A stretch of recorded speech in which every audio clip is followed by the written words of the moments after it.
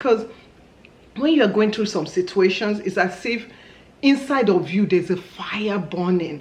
I know you told your friend you're not okay, and tell me what's wrong and why you never said you felt that way. And guess you're trying to stay strong and fake a smile until I look away.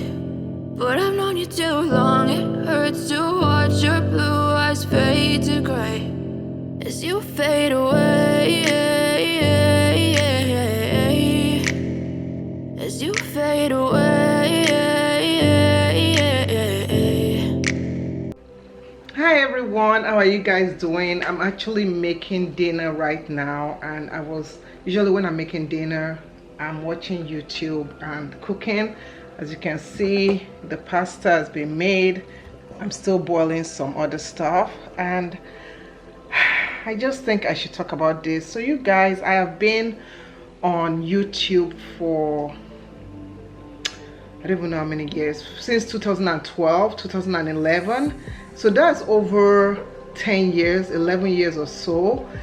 And the way things are right now on YouTube is totally different than the way it was when I was on YouTube. Okay, so people's marriages are crashing. People's marriages has always been crashing since a long time, since before social media. So it's not really social media that is crashing marriages. It's like things are more open to, people are sharing more, women are speaking out, men are speaking out in different DV situation, you know, the DV word.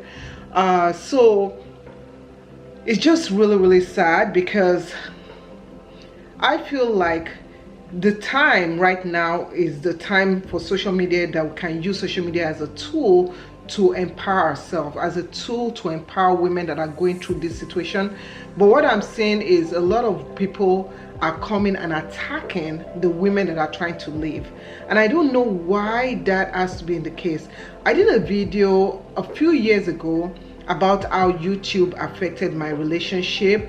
There was a time that I was just always putting out content all the time, and it became a situation in my house where whenever I talk about anything, it's always social media, it's always social media. I had to mentally teach myself not to do that. So because you're still dealing with a relationship, handling your relationship and not letting your social media relationship affect your relationship. I want to tell women, if you are in any relationship, be it if you're a social media person, if you're watching me and you're in any relationship and that relationship is causing you harm, is causing your children harm, get out. There's no reason why you need to stay. A lot of people say, I'm staying for my children. You're staying for your children, but do you know YOLO? Do you know you only live once? And one thing is that the harm of people saying that they are staying for their children is really bad, because these children are learning the bad behavior.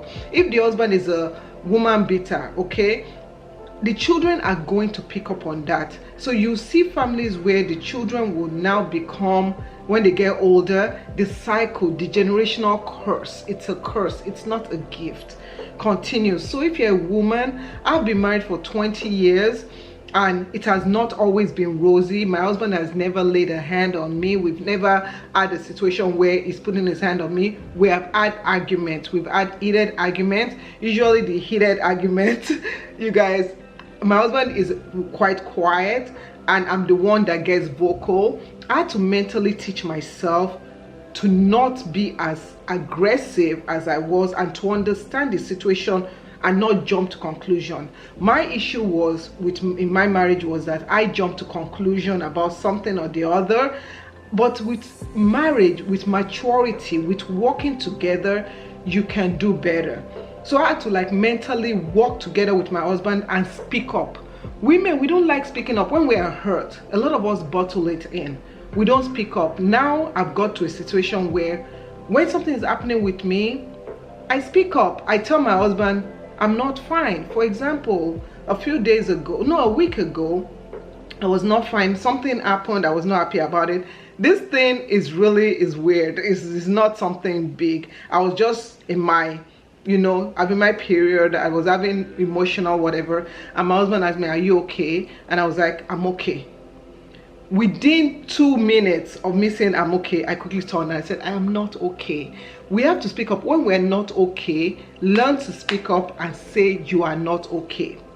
So it could be worse. I mean, we could have ended our marriage 5 years into the marriage. We could have ended our marriage 1 year into the marriage. We could have ended our marriage a few months into the marriage when we had childbearing issues. We were actually in our marriage. We actually had issues with having children.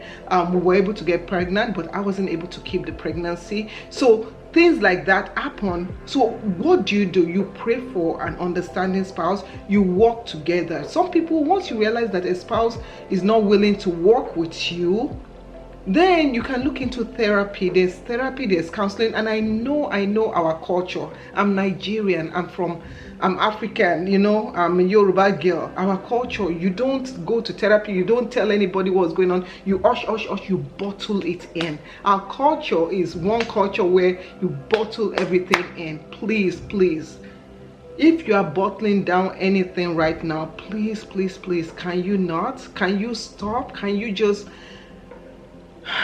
allow yourself to breathe? Because when you are going through some situations, it's as if inside of you there's a fire burning. You are suffocating. When you're going through situations where things are not good, you feel helpless. You feel like, okay, if I tell this person, will this person use it against me? If I do this, if I do that. That is why therapy is there, right? Therapy is there. You can talk to your doctor, your gynecologist. Like, okay, when I go to my gynecologist office, they always have a sign and they said, "Are you going through DV? Please speak to us," and stuff. If you are going through issues like that, don't feel as if, there is resources out there for you. Even in Nigeria, there are resources for you, even in Nigeria. So I just want to come here and just advise you all. My battery is blinking. I hope that this helps you, and I thank you so much for taking your time to listen.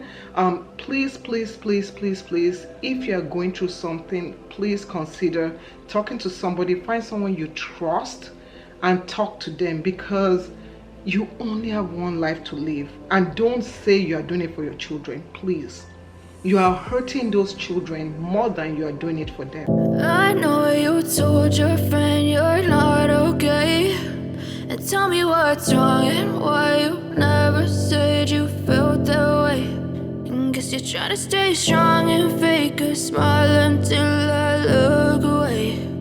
But I've known you too long, it hurts to watch your blue eyes fade to gray as you fade away.